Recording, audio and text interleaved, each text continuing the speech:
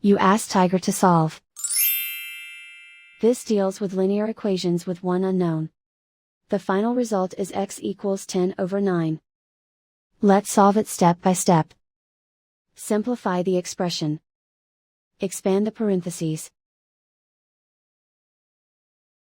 Multiply the coefficients. Simplify the arithmetic.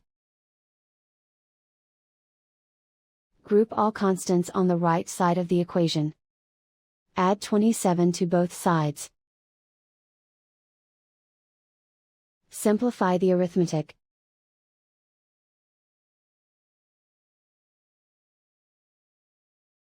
Isolate the b.